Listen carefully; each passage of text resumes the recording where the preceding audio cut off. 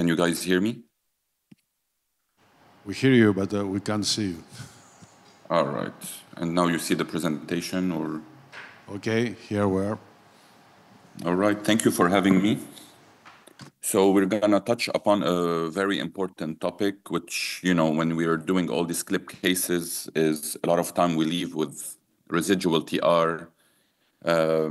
These can be very difficult cases, and sometimes we cannot abolish the TR, and we need to know what is the clinical implication of leaving these residual TR. So if you look at the prevalence among the three major trials, if you look at the Triluminate trial, you see that at baseline, you had 97% had severe to massive torrential tricuspid regurgitation.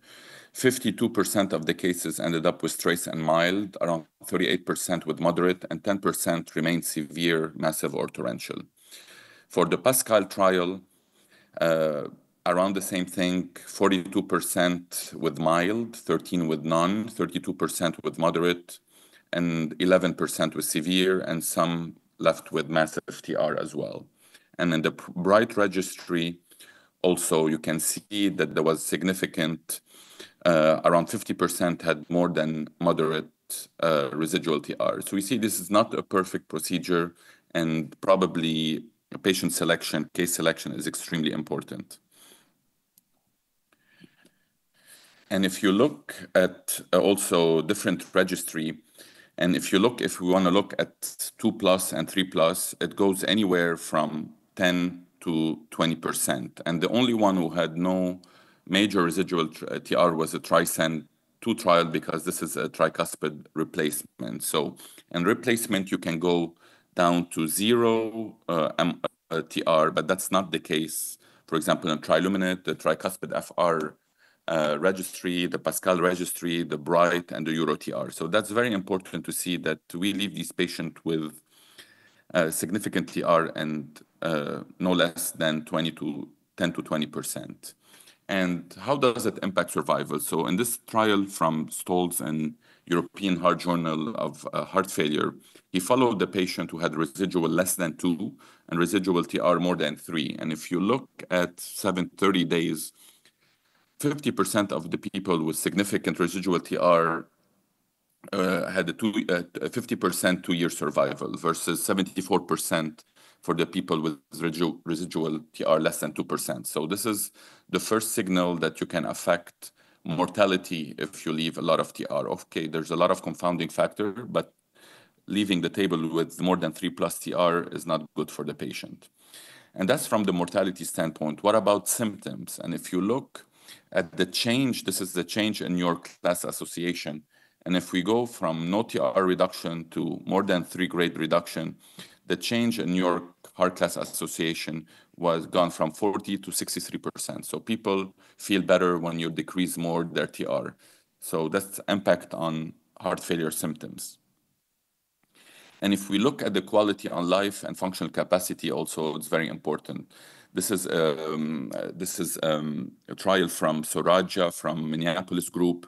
And if you look at the quality of improvement, if you have more than 2-grade reduction, the quality of life improves, versus if you live with severe TR or no change, the quality of life worsens.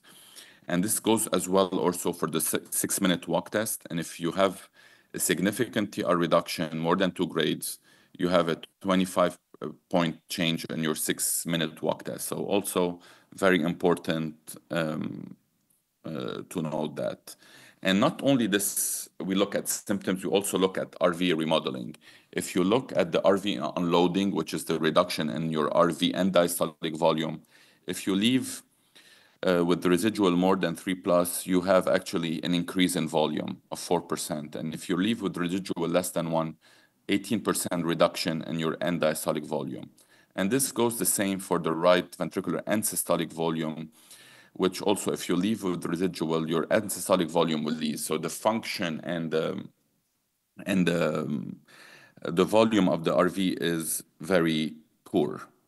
And if we want to ask, what do we predict by the residual TR? So you have multiple studies, but usually the worse the TR at the beginning, it will predict residual TR. If we have a big gap size, we're going to have residual TR. The leaflet anatomy, we have 4 or 5 leaflets. Like a previous speaker showed, this showed that it's going to be more difficult to close. Jet location, if it's in the posteroseptal, it's more difficult than your enteroseptal.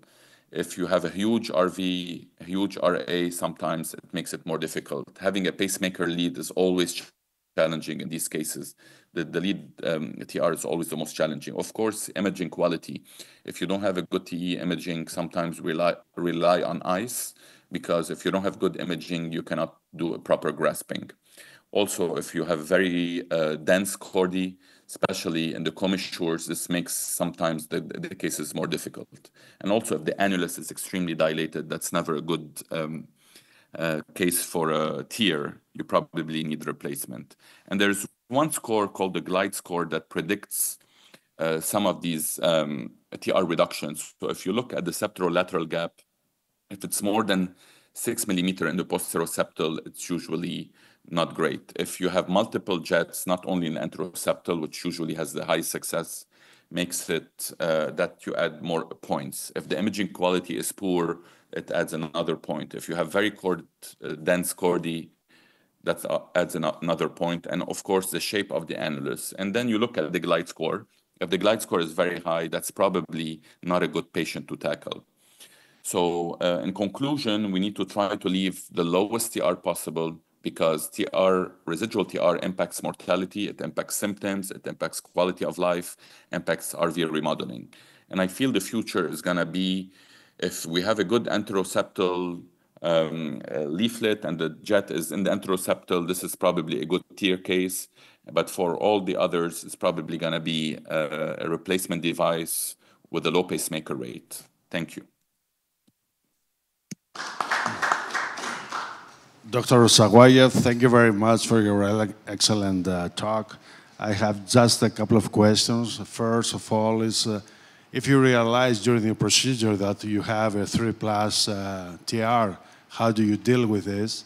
And second, what is the percentage of these patients with residual TR that are referred for surgery? Yeah, I mean, usually you can't do anything acutely. You try to spend as much possible time to get the low TR, but sometimes it's not possible. Sometimes you create deformation in these valves, so you can't really correct it. And you have 2 options after. You can either, I've had cases where residual was high, either you refer to surgery, but the majority of these patients, are rejected, they're sick, they come late, and they don't want to do tricuspid valve replacement. The other thing you can add after is a tric valve. So I've done like failed tricuspid triclip, and then you end up putting the tric valve where you put an SVC valve, IVC valve, just to decrease the risk of right-sided heart failure symptoms. But I mean, I never took off the patient table, directly sent him to surgery. You need to reassess him and decide. Professor, let us get a little bit from your experience. You add a ring, you see the valve, and you are not happy. First of all, I want to emphasize that it's wrong that we're a little bit more lenient to the tricuspid compared to the mitral. 1+, 2+, it's okay. It's nice that you show that it's not okay. The only thing that's okay in these 2 valves is the 0, even trace. The more, it's harmful to the patient. But let's suppose you try this repair, and at the end you are not that happy. Would you entertain an edge-to-edge stitch, or do you use any different techniques to complete the repair except the ring? No, honestly, if you end up putting clips, I'm not a surgeon, I'm an interventionalist, so I don't do the surgery. The other thing you can do is annular reduction, but all these devices, they're really complex, and they're falling, we're not using them anymore. Now the next step is using tricuspid replacement. But definitely if the repair is not good, you have to send them to surgery. If your triclip is not good, or the Pascal device, you have to send them to surgery eventually. Like you said, the data is the data.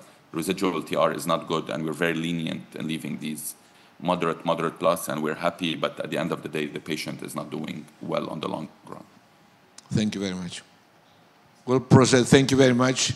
We'll proceed to the next speaker.